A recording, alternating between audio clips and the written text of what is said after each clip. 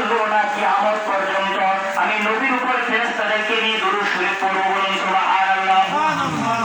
এরপর আল্লাহ বলেন ইয়া আইয়ুহাল্লাযীনা আমানু সাল্লু আলাইহি ওয়া সাল্লিমু তাসলিমা। হে ঈমানদারগণ, কি বলছেন? হে ঈমানদারগণ, আল্লাহর অসংখ্য এই সৃষ্টির মধ্যে অসংখ্য অগণিত আল্লাহর বান্দা আছে কি নাই?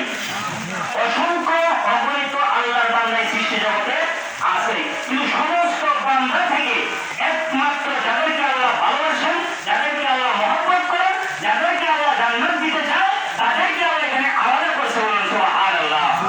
আল্লাহ বলেন ইয়া আইয়ুহাল্লাযীনা আমানু, হে ঈমানদারগণ, সাল্লু আলাইহি ওয়া সাল্লিমু তাসলিমা। তোমরা আমার হাবিবের উপর দুরূদ শরীফ পড়ো এবং যথাযথভাবে সম্মানের সহিত ইউসাল্লুনা, যথাযথ সম্মানের সহিত তাযীমের সহিত তোমরা আমার হাবিবকে সালাম দাও, বলুন সুবহানাল্লাহ।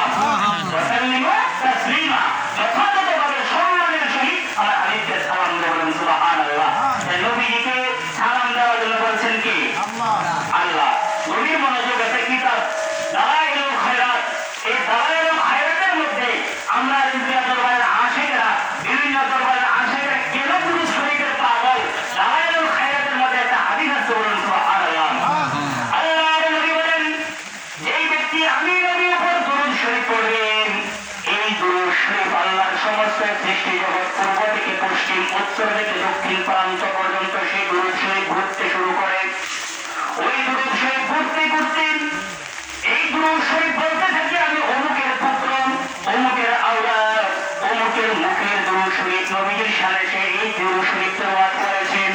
আল্লাহ পাক রব্বুল আলামিন ডাক দিয়ে বলেন হে সৃষ্টি জগৎ, তোমরা স্মরণ রাখো এই আমার বান্দা নবীর উম্মত আমার নবীর উপর দুরূদ শরীফ পড়েছেন, এই দুরূদ শরীফ আল্লাহর সমস্ত মাখলুক বুঝতেছেন। আল্লাহ পাক রব্বুল আলামিন ওই দুরূদ শরীফের বরকতে আল্লাহ পাক রব্বুল আলামিন এমন একটা ফেরেশতা সৃষ্টি করেন, বলুন সুবহানাল্লাহ। এটা পাখি সৃষ্টি করেন, কি সৃষ্টি করেন? একটা পাখি সৃষ্টি করেন, গভীর মনোযোগ। একটা পাখি সৃষ্টি করেন, এই পাখির ৭০,০০০ ডানা থাকে। কত হাজার ডানা? ৭০,০০০ ডানা থাকে। গভীর মনোযোগ, কিতাবটা আমার কাছে এখনো মজুদ আছে। ওই পাখিটার মধ্যে আল্লাহ পাক রব্বুল আলামিন ৭০,০০০ পালক দেন।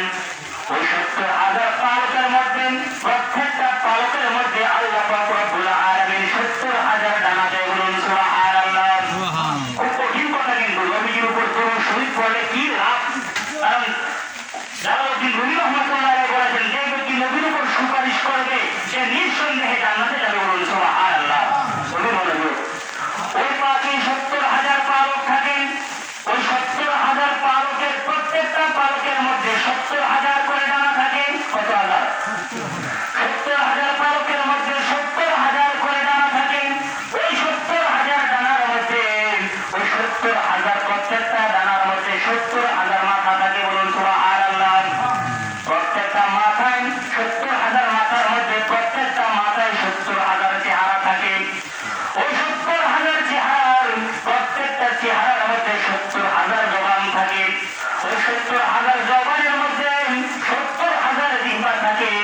ওই ৭০,০০০ জিহ্বার মাধ্যমে সেই ব্যক্তি যেই ব্যক্তি নবীর উপর দুরূদ শরীফ পড়লো, ওই ব্যক্তির উপর দুরূদ শরীফ এবং তার জন্য দোয়া করে, বলুন সুবহানাল্লাহ। এরকম ভাবে কিয়ামত পর্যন্ত ওই পাখির যে ডানাগুলি বললাম, এই কিয়ামত পর্যন্ত এই ৭০,০০০ করে জবান ওই ব্যক্তির উপর দোয়া করবে, ওই ব্যক্তির উপর শান্তি কামনা করবে, বলুন সুবহানাল্লাহ। ঘোষণা করেছেন কে? দয়াল নবী মুহাম্মদ রাসূলুল্লাহ সাল্লাল্লাহু তাআলা আলাইহি ওয়াসাল্লাম। যে আমি দুরূদ শরীফ পড়ে খুশি না বেজার? জোরে বলতে হবে, দুরূদ শরীফ পড়ে খুশি না বেজার? একটা স্লোগান দেন, নারে তাকবীর, আল্লাহু আকবার। ভাই আরো জোরে, নারে তাকবীর, আল্লাহু আকবার। নারে রিসালাত, ইয়া রাসূলুল্লাহ। নারে গাউসিয়া, ইয়া রাসূলুল্লাহ।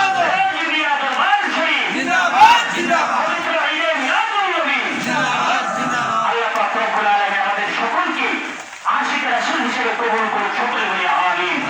আমরা প্রত্যেকে এক একজন আল্লাহর ওলির মুরিদ, ঠিক না? গভীর মনোযোগ। এখানে রেজভী মাওলা সম্পর্কে বলতে গেলে আমাদের থেকে আপনারা বেশি জানেন, কারণ এই অঞ্চলটা হচ্ছে রেজভী মাওলা, ঠিক না? এই অঞ্চলটা হচ্ছে রেজভী মাওলার অসংখ্য অগণিত কারামত আছে রেজভী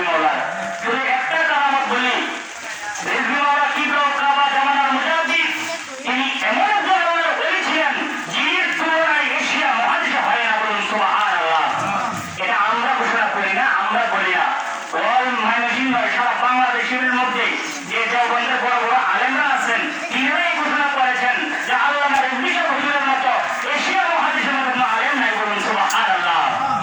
গভীর মনোযোগ। জামানার মুজাদ্দিদ রেজভী মাওলানা কিবলা ও কাবার অসংখ্য অগণিত মৃত সুন্নাত জিন্দা করতেন, ঠিক কিনা? তার মধ্যে একটা কারামত বলে যাই, রেজভী মাওলানা কিবলা ও কাবার একজন আশিক থাকতেন শেরপুর। কোথায়? শেরপুর একটা মসজিদ আছে, সেখানে আমি দীর্ঘ 5 বছর ইমামতি করেছি, সেখানে 5 বছর ছিলাম। সেখানে একজন আশিক আছেন, তিনি হারুন রেজভী নাম। তিনি অসুস্থ হয়েছেন, ভ্যান গাড়ি চালায়। সেটা কি করে? ওটা ভ্যান গাড়ি চালায়। তো ভ্যান গাড়ি চালাইতে চালাইতে হঠাৎ করে তিনি এমনভাবে অসুস্থ হয়েছেন, শেরপুর থেকে ওনাকে জব দিচ্ছেন। গভীর মনোযোগ। শেরপুর থেকে ওনাকে জব দিচ্ছেন, তারপর ময়মনসিংহে এনে ভর্তি করছেন। ময়মনসিংহে এসকে হাসপাতাল, আপনারা অনেকেই ছিলেন। ওই এসকে হাসপাতালে এনে ভর্তি করছে, 2022 দিকের ঘটনা। ওই এসকে হাসপাতালে ভর্তি করার পরে 5 থেকে 7 দিন ছিলেন। ওনার শরীরের রক্তগুলি কি হয়েছে? জমাট হয়ে গেছিল। শরীরের রক্তগুলি জমাট হয়ে গেছিল। তখন এই এসকে হাসপাতালের সমস্ত ডাক্তাররা বসার করে ভোট করলো ওই ব্যক্তিটাকে আর ময়মনসিংহে রাখা যাবে না, ওই ব্যক্তিকে পরের দিন সকালে ঢাকায় পাঠাবে। সংক্ষিপ্ত করে বলছি, ঢাকায় পাঠাবে। ওনার শরীরের যে রক্তগুলি আছে সমস্ত রক্ত বদলাইতে হবে, কারণ শরীরের রক্তগুলি জমাট বেড়ে গেছে, চাকা হয়ে গেছে। ভোট বসলো, সিদ্ধান্ত হলো তাকে ঢাকা পাঠানো হবে। এখানে তো বেড়ে কিছু খরচপাতি ব্যাপার আছে না? খরচপাতি উনি তো ভ্যান গাড়ি চালায়, একই গাড়ি করি। আমি ওনার বাড়িতেও গেছি, ওনার বাড়িতে অনেক সময় ছিলাম, একই গাড়ি করে। তিনি শুয়ে শুয়ে চিন্তা করতেছেন আমাকে শেরপুর ময়মনসিংহ থেকে ঢাকা পাঠাবে, আমার তো ওরকম খরচ নাই, আমার তো অত টাকা নাই, আমি তো টাকার মালিক না, আমার মৃত্যু নিঃসন্দেহে মৃত্যু হবে। ওই কি বাসার আকাশ ছেড়ে দিচ্ছেন। এমন মুহূর্তে জামানার মুজাদ্দিদ গাজী আকবর আলী রিজভী রাদিয়াল্লাহু তাআলা আনহু রাত্রে গভীর রাত্রে প্রায় রাত্রে 3টা বাজে, ওই রাত্রে 3টার সময় ওই এসকে হাসপাতালের মধ্যে আল্লামা গাজী আকবর আলী রিজভী রাদিয়াল্লাহু তাআলা আনহু হাজির হয়ে গেছে, বলুন সুবহানাল্লাহ। বারবার প্রায় নিঃসন্দেহে আমার কাছে প্রমাণ আছে। আল্লামা গাজী আকবর আলী রিজভী রাদিয়াল্লাহু তাআলা আনহু ওনার কাছে গেলেন, ওনার মাথার কাছে দাঁড়িয়ে বললেন, হে হারুন রেজভী, আমি আজকে কয়েকদিন যাবৎ তোমার কাছে আসার জন্য চেষ্টা করি, কিন্তু আসতে পারি না, কারণ তোমার শরীরটা হচ্ছে না পাক। তুমি হাঁটতে পারো না, চলতে পারো না, শুয়ে পায়খানা করো, শুয়ে প্রস্রাব করো, তোমার বডিটা না পাক। এই জন্য আমি কয়েকদিন যাবৎ তোমার কাছে আসার জন্য চাইলেও আসতে পারি না। তবে আজকে না এসে পারলাম না, তোমাকে আগামীকাল সকালে ঢাকায় পাঠানো হবে। আমি আর থাকতে পারলাম না, যাও আমি এখানে আসলাম। আসার পর তোমার মাথার মধ্যে হাত বুলিয়ে দিলাম, আল্লাহ পাক রব্বুল আলামিন তোমাকে দীর্ঘ হায়াত দান করেছে, বলুন সুবহানাল্লাহ। তখন কি বললেন? আল্লাহ দীর্ঘ হায়াত দান করলেন। এবার তিনি বলতেছেন, স্বপ্নে নয়, উনি বলতেছেন যে আমি হঠাৎ করে দেখলাম গভীর রাতে ঘরটা আমার আলোকিত হয়ে গেছে, বলুন সুবহানাল্লাহ। যিনি যিনি বাকি যে আলোটা ছিল তাদের অনেক ভয়ে ঘরটা আলোকিত হয়ে গেছে। আমি যে কক্ষে ছিলাম এই কক্ষটা আলোকিত হয়ে গেছে। ফ্যান যে বন্ধ ছিল অটোমেটিক ফ্যানটা ঘুরতে শুরু করছে, বলুন সুবহানাল্লাহ। এবার তিনি বলতেছেন, আমি অসুস্থ, আমি মারা যাওয়ার উপক্রমে আছি, আমাকে আগামীকালকে ঢাকায় পাঠানো হবে। বাবা, আমার তো ক্ষমতা নাই, আমার তো টাকা নাই, আমি ঢাকা কিভাবে যাব, কিভাবে চিকিৎসা করবো? আল্লামা গাজী আকবর আলী রিজভী রাদিয়াল্লাহু তাআলা আনহু ওই ব্যক্তির মাথার মধ্যে হাত বুলাইয়া দিলেন, হাত বুলাইয়া দিলেন, বাবা যাও, আল্লাহ পাক রব্বুল আলামিন এই মুহূর্তে তোমাকে সুস্থতা দান করেছে, বলুন সুবহানাল্লাহ। যাও তো ব্যক্তি প্রধান ওই শেরপুরে যাইলাম, যাওয়ার পরে যারা আমার কাছে বায়াতে রাসূল গ্রহণ করেছেন ওদেরকে বললাম ঠিক মতো 5 ওয়াক্ত নামাজ আদায় করার জন্য, বলুন সুবহানাল্লাহ। এই জন্য আমাদেরকে সরাসরি বায়াত করানোর সময় ওনারা করাইছেন নামাজ পড়ো, সত্যিও সে বলতেছেন ওনার মুরিদানদেরকে 5 ওয়াক্ত নামাজ পড়ার জন্য, বলুন সুবহানাল্লাহ। তাই আমরা নামাজ চাই কি চাই না? বলেন নামাজ চাই কি চাই না? এন্ডিয়া দরবারের আশেকরা, বিমাবলির দরবারের আশেকরা নামাজ পড়ে কি পড়ে না? বলেন পড়ে কি পড়ে না? আমাদের 5 ওয়াক্ত নামাজ পড়তে হবে। আরে নামাজ তো ইমানদারের জন্য। 5 ওয়াক্ত নামাজ পড়লে কত ওয়াক্তের সওয়াব দিতে পারবে? বলেন কত ওয়াক্ত? 1 ওয়াক্ত পড়লে 10 ওয়াক্ত, 5 ওয়াক্ত পড়লে 50 ওয়াক্তের সওয়াব ইমানদারদের জন্য আল্লাহ পাক বাজেটে রাখছে, বলুন সুবহানাল্লাহ। এই কথা বলতেছিলাম অতি সংক্ষিপ্ত। রিজভী মাওলানা বললেন, যাও, আল্লাহ পাক তোমাকে সুস্থতা দান করেছেন, এই কয়েক দিনের মধ্যে